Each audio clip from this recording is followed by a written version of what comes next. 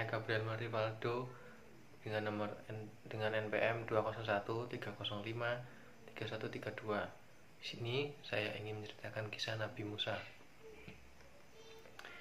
Nabi Musa ialah seorang nabi yang berasal dari bangsa Israel. Ia ditugaskan untuk membawa Bani Israel atau Israel keluar dari tanah Mesir menuju tanah terjanji, yaitu tanah Kanaan. Ia harus melewati berbagai rintangan sebelum benar-benar menerima mandat oleh Allah untuk membebaskan orang Israel, seperti ia hampir dibunuh ketika masih bayi, dikejar-kejar Firaun, sampai menjadi pengembala selama 40 tahun. Pada akhirnya, Musa tidak sampai mengantarkan bangsa Israel menuju tanah Kanaan. Ia hanya mengantarkan bangsa Israel menuju tepi timur sungai Yordan. Setelah melihat tanam paksa yang terjadi di Mesir, Musa pun melarikan diri dari hadapan Firaun menuju Midian. Sesampainya di sana, malaikat Tuhan menampakkan diri kepadanya menyerupai nyala api dari semak duri. Dari semak duri berapi itu, Allah berbicara kepada Musa. Allah mengutus Musa untuk membebaskan umat Israel dari perbudakan. Musa pun kembali ke Mesir untuk meminta Firaun membebaskan umat Israel ditemani Harun abangnya. Akhirnya Allah menimpahkan 10 tulah kepada bangsa Mesir yang puncaknya diperingati sebagai hari raya Pesach atau pelepasan bagi bangsa Yahudi.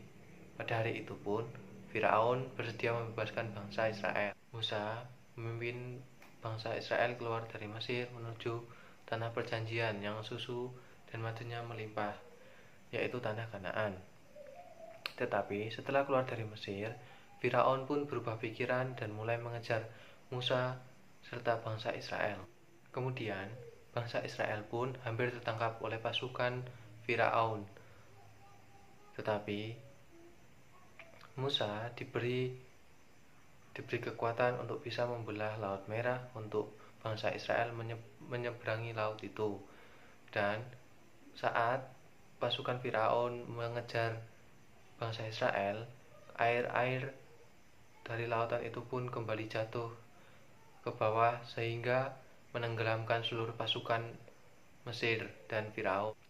Selama perjalanan, bangsa Israel selalu mengeluh dan mencobai Allah, sehingga Allah pun murka dan Allah pun menghukum bangsa Israel mengembara 40 tahun di padang pasir. Musa menerima 10 perintah Allah di Gunung Sinai dan menerima peraturan-peraturan peribadatan dan hukum sipil yang dilakukan oleh umat Israel hingga hari ini. Setelah 40 tahun lamanya bangsa Israel dihukum Allah, akhirnya mereka pun sampai di tanah terjanji, yaitu tanah Kanaan.